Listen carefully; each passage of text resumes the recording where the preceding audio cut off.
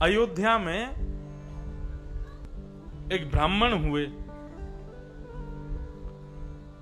उनका प्रादुर्भाव वशिष्ठ गोत्रीय ब्राह्मण थे, वशिष्ठ जी के वंश में हुआ।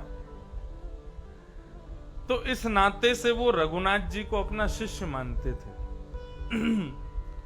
तोहे मोहे नाते अनेक मानिए जो भावे, भगवान के हमसे अनेकों रिश्ते हैं, जो तुमको अच्छा लगे ठाकुर जी को बना लो। तो वो अयोध्या के ब्राह्मण ठाकुर जी को, रघुनाथ जी को अपना शिष्य मानते थे। नित्य ठाकुर जी की सेवा करते और सेवा करने के बाद में फूल माला को अपने गले में पहनते और अपने गले में पहनने के बाद में अपनी प्रसादी बना करके ठाकुर जी को पहना देते। बंधुओं, हमने यदि माला अपने गले में पहन ली तो हम उसके बाद उस माला को उसी को पहना सकते हैं जो हमसे उम्र में, ज्ञान में, किसी भी रूप में यदि छोटा होगा तो ही हम उस माला को पहना सकते हैं। अपने गले की माला अपने से बड़ों को नहीं पहनाई जाती।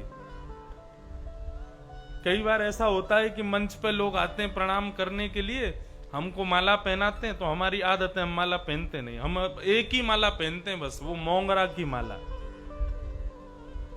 मोंगरा समझते हैं? बस उसी की माला बढ़िया लगती है मुझे, बाकी माला हमको भारी भारी लगती तो इसलिए हम पहनते नहीं। पतली मोंगरा की माला, और कोई माला पहना है तो हम थोड़ी देर पहन के फिर अपने गले से उतार के उसी को पहना देते हैं आशीर्वाद के रूप में। लेकिन कई जगह भले आदमी हमने अपने गले की माला पहनाई, वो अपने गले में पहन के फिर हमको पहना देते हैं, लो पहन लो आप। कल एक भैया हमारे संग आ रहे थे, उनको हमने अपने गले की माला पहनाई, उन्होंने अपने गले से उतार के भागवत जी को पहना दी। ऐसे ऐसी विलक्षण बड्डन मूर्तियां हैं हमारे यहां, अपनी गले की माला भागवत जी को पहना दी।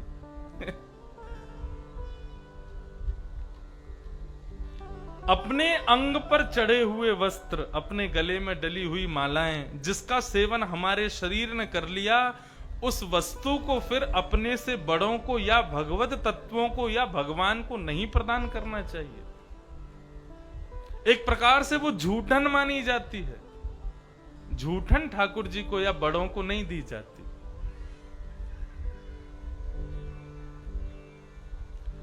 लेकिन अयोध्या के वो संत ठाकुर जी को अपना शिष्य मानते थे,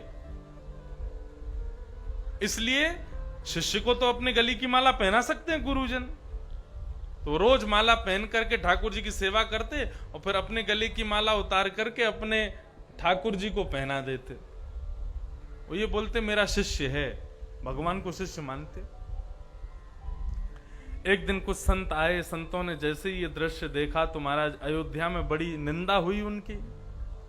बोले आप अपने गले की प्रसादी माला रघुनाथ जी को पहना देते हो, कितना बड़ा अपराध करते हो। तो वो बोले अरे भैया तुम नहीं जानते, रघुनाथ जी मेरे शिष्य हैं, तो अपने शिष्य को तो गुरु अपने गले की माला पहना ही सकता, मैं इस भाव से पहनाता हूं। सब संतों ने कहा अरे तुम शिष्य मानते हो, लेकिन रघुनाथ जी ने तुमको गुरु माना, इसका कोई प्रमाण तुम्हारे पास? ठाकुर जी तो बेचारे मूर्ति हैं, जैसे रखोगे रह लेंगे, तुम अपने गले की माला पहनाओगे पहन लेंगे, जैसा खिलाओगे खा लेंगे, वो तो कुछ कहेंगे नहीं। तुम उनको शिष्य मानते हो, लेकिन वो तुमको गुरु मानते हैं कि नहीं, ये कैसे पता चले?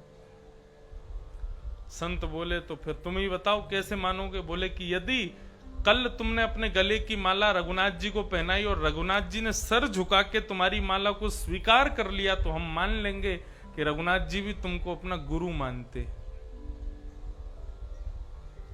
अब तुम्हारा रात भर वो पंडित जी रघुनाथ जी की मूर्ति के सामने बैठे बैठे और पैर हाथ जोड़ के कहें चेला राम अपने गुरु जी की नाक बचा लेना, कल पूरी अयोध्या इकट्ठी होगी, सबके सामने हम तुमको माला पहनाएंगे, तुमने आज तक झुक कर के माला पहनी नहीं, लेकिन कल कैसे भी इस गुरु की नाक बचा लेना, झुक कर के माला पहन लेना।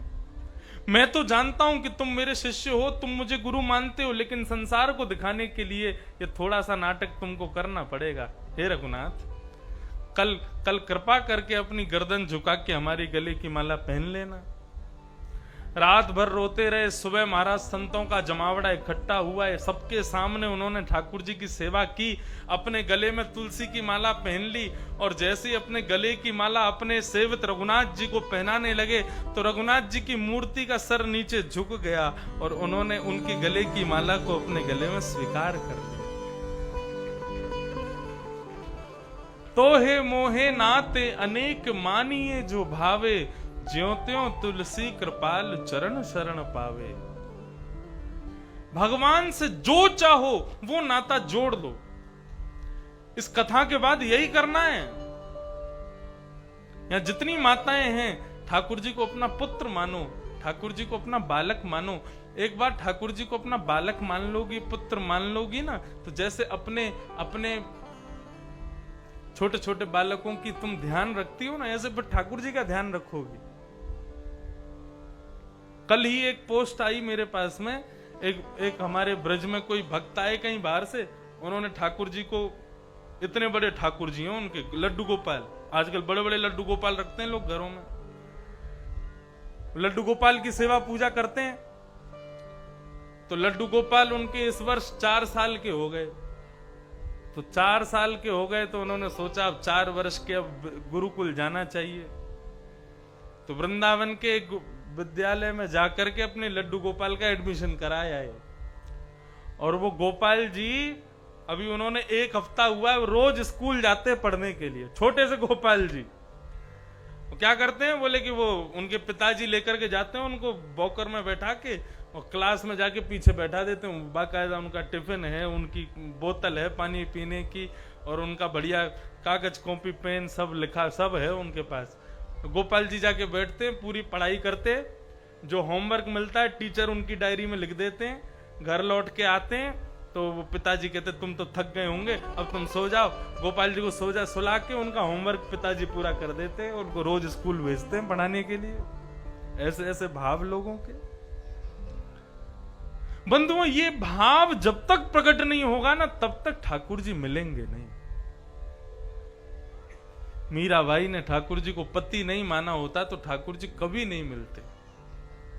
इसलिए भैया आज से खोजना शुरू करो कि हम ठाकुर जी से कौन सा संबंध बना सकते हैं।